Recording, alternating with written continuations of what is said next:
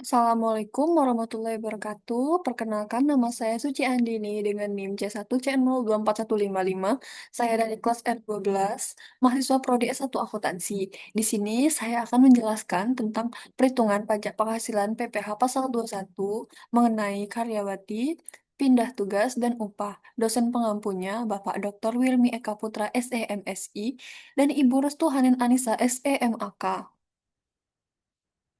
Materi pertama yang saya akan bahas yaitu PPh Pasal 21 Perhitungan Karyawati, PPh Pasal 21 Perhitungan Pindah Tugas, PPh Pasal 21 Perhitungan Upah. Nah, lanjut ke materi yang pertama. Di sini saya sudah mencantumkan contoh tentang wanita yang suaminya tidak berpenghasilan. Pengenaan pajaknya sebagai berikut. Nah, ini contohnya yaitu Endang Widiawati adalah seorang karyawati dengan status menikah tanpa anak.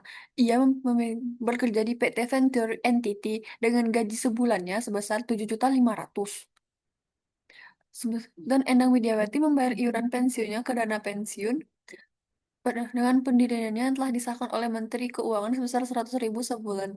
Berdasarkan surat keterangan Pemda di tempat Endang Widiawati berdomisili yang diserahkan pada pemberi kerja, diketahui bahwa suaminya tidak mempunyai penghasilan apapun. Pada bulan Juli, selain menerima gaji, ia juga menerima pembayaran atas lembur sebesar 2.500.000. Maka perhitungan PPh pasal 21 bulan Juli 2016-nya adalah gaji sebulannya 7.500.000, uang lemburnya 2.500.000, maka dijumlahkan menjadi 10 juta. Penghasilan bruto sebulannya yaitu 5% dikali 10 juta yaitu 500.000, iuran pensiunnya 100.000, dijumlahkan menjadi 600.000, maka dijumlahkan lagi menjadi 9.400.000. Penghasilan neto sebulannya itu 12 bulan dikali 9.400.000 menjadi 112.800.000.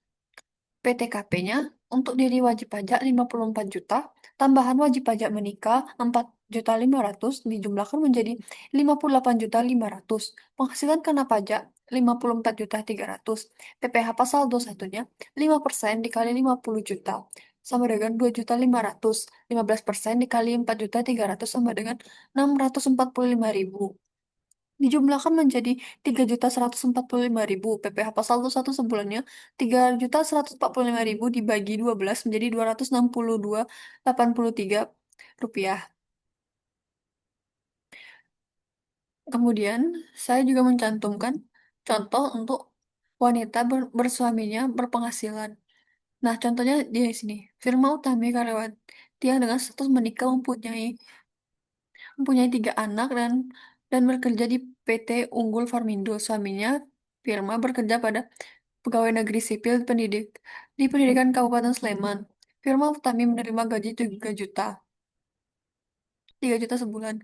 Di PT Unggul Farmindo mengikuti program pensiun jam sostek, perusahaan membayar iuran pensiun kepada dana pensiun yang pendiriannya telah disahkan oleh Menteri Keuangan sebesar 40.000 sebulan. Firma Utami juga membayar iuran pensiun sebesar 30.000 sebulan.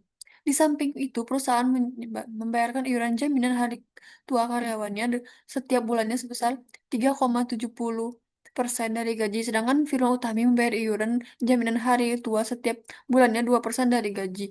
PT Unggul Farmindo mengikuti program BPJS Ketenagakerjaan, premi jaminan kecelakaan kerja dan jaminan kematian dibayar oleh pemberi kerja dengan jumlah masing-masing sebesar 1% dan 0,30% dari gaji. Pada bulan Juli 2016, di samping menerima pembayaran gaji, Filma juga menerima uang lembur sebesar 2 juta. Perhitungan PPh pasal 21-nya bulan Juli 2016 adalah gaji sebulannya 3 juta, ditambah dengan lembur 2 juta menjadi 5 juta. Nah, terus ditambah lagi premi jaminan kecelakaan kerjanya 1% dikali 3 juta, yaitu 30.000. Premi jaminan kematiannya 0,3% dikali 3 juta jadi 9.000, dijumlahkan menjadi 5.039.000. Pengurangannya biaya jabatan 5% dikali 5.039.000 yaitu 251.950 rupiah. Iuran pensiunnya 30.000. Iuran jaminan kerja hari tua 2% dikali 30 dikali 3 juta yaitu 60.000. Nah, jumlahnya menjadi 341.950 rupiah. Penghasilan neto sebulannya 4.697.50 rupiah. Penghasilan neto setahunnya 12 dikali 4.697.50 rupiah sama dengan 56.364.600. PTKP-nya tidak kawin dengan tanggungan nol. Untuk wajib pajak sendiri 54 juta, penghasilan kena pajak setahunnya 2.364.600, pembuatannya 2.364.000. Penghasilan PPh pasal 21 sebulan 5% dikali 2.364.000 sama dengan 118.230.000. PPh pasal 21 sebulannya 118.230.000 dibagi 12 menjadi 9.852 rupiah. Nah, kemudian di sini saya juga mencantumkan tentang PPh pasal 21 perhitungan pindah tugas. Langkah-langkah perhitungannya yaitu hitungan satu, menghitung PPh pasal 21 sebulan.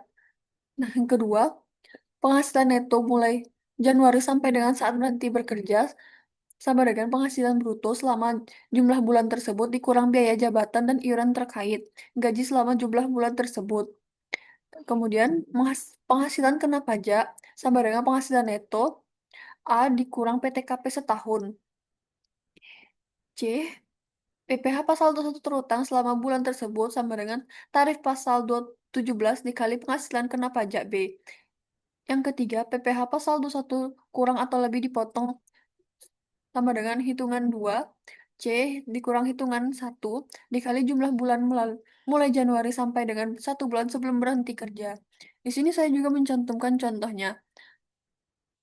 Bisa teman-teman lihat di sini, Arif Murwanto berstatus belum menikah tercatat sebagai pegawai di PT Mahakam Utama Yogyakarta. Sejak 1 Oktober 2016, ia berhenti bekerja di perusahaan tersebut. Gaji Arif Murwanto tiap bulan sebesar 7.500.000 dan ia membayar iuran pensiun kepada dana pensiun pendiriannya telah mendapat persetujuan Menteri Keuangan sebesar 100.000. Perhitungannya seperti ini. Gaji 1 bulan 7.500.000. Pengurangannya 5% dikali 7.500.000 yaitu 375.000. Uang iuran pensiunnya 100.000 ditambah menjadi 475.000. Penghasilan netonya yaitu 7.025.000. Penghasilan neto setahunnya 12 dikali 7.025.000 yaitu 84.300. PTKP-nya untuk wajib pajak sendiri 54 juta. Penghasilan kena pajaknya 30.300. PPh pasal 21 terutang 5% dikali 30.300 sama dengan 1.515. PPh pasal 21 untuk yang harus dipotong sebulan 1.515 dibagi 12 yaitu 126.250 rupiah.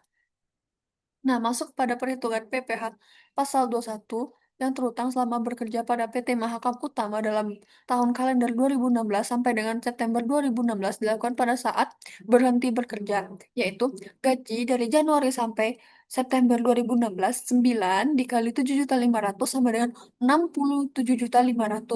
Pengurangannya 5% dikali 60.500 sama dengan 3.375.000. Iuran pensiunnya 9 dikali 100.000 menjadi 900.000. Dijumlahkan menjadi 4.275.000.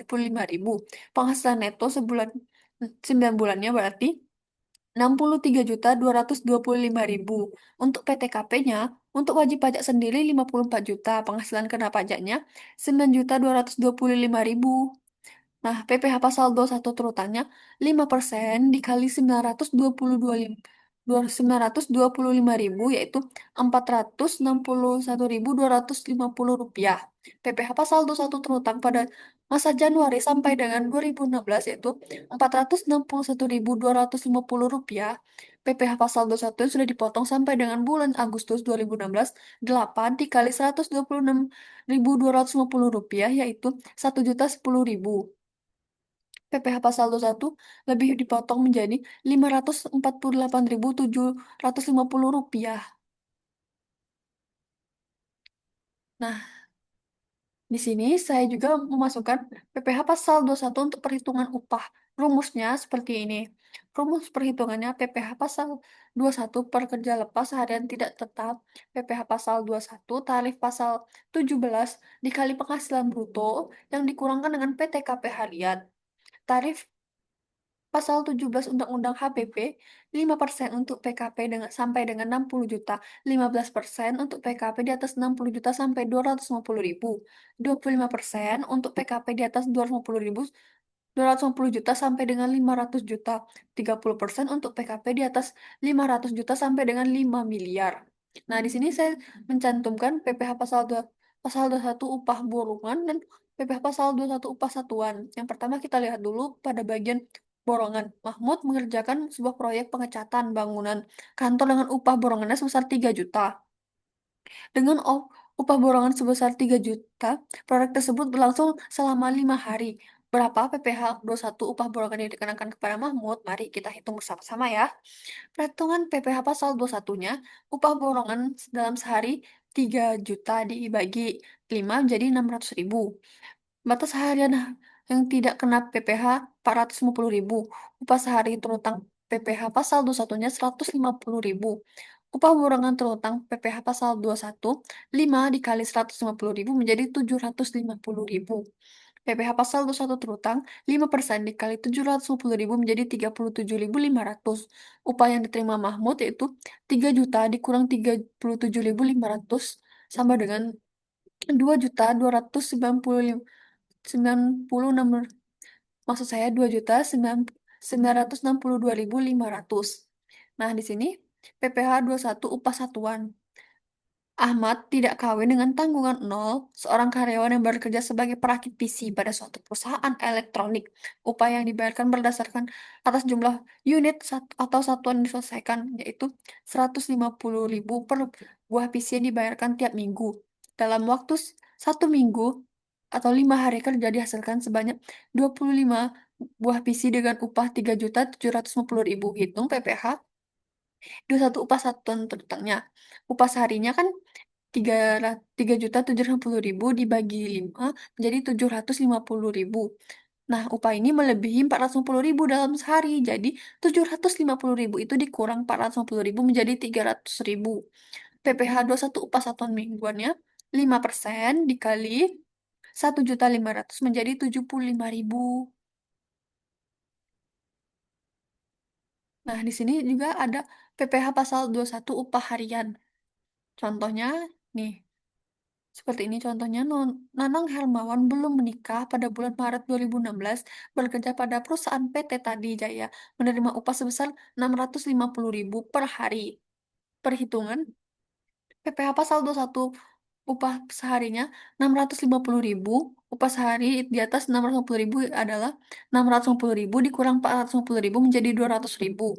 PPh pasal 21-nya 5% dikali 200.000 menjadi 10.000 harian. Pada hari ke-7 dalam bulan kalender bersangkutan, Nanang Hermawan telah menerima penghasilan sebesar 4.550.000 sehingga telah melebihi 4.500.000. Dengan demikian, PPh pasal 21 atas penghasilan Nanang Hermawan pada Maret 2016 dihitung sebagai upah kerja 4.510.000. PTKP 7 dikali 54 juta dibagi 360 yaitu 1.050.000. Penghasilan kena pajaknya 3.500.000. PPh pasal 21, 5% dikali 3.500.000 sama dengan 175.000. PPh pasal 21 yang telah dipotong sampai dengan hari ke-6 kerja, 6 dikali 10.000 menjadi 60.000. PPh pasal 21 harus dipotong pada hari ke-7 yaitu 115.000. Jumlah sebesar 115.000 ini dipotong dari upah harian sebesar 650.000 sehingga upah diterima Nanang Hermawan pada hari ke-7 kerja yaitu 650.000 dikurang dengan 115.000 menjadi 535.000.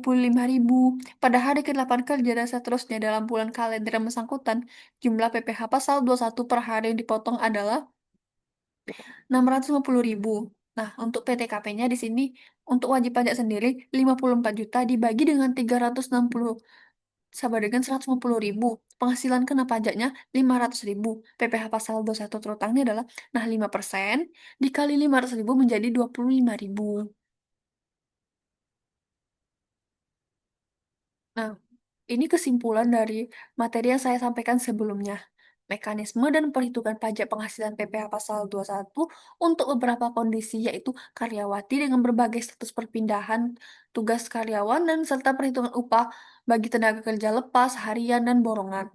Dari pembahasan tersebut dapat disimpulkan bahwa perhitungan PPh pasal 21 sangat bergantung pada status pribadi wajib pajak penghasilan bruto, penghasilan neto, setelah dikurangi biaya jabatan dan iuran pensiun serta penghasilan tidak kena pajak (PTKP) yang berlaku sesuai ketentuan perundang-undangan. Selain itu, sistem perpajakan yang mengutamakan self-assessment memberikan tanggung jawab kepada wajib pajak maupun pemberi kerja untuk menghitung dan memotong pajak secara akurat. Kebijakan terbaru melalui PMK 168 per 2 tahun 2023 dan Undang-Undang HPP perjelas aturan pemotongan PPh pasal 21 khususnya untuk tenaga kerja tidak tetap sehingga meningkatkan efisiensi dan kepastian hukum dalam pemungutan pajak di Indonesia.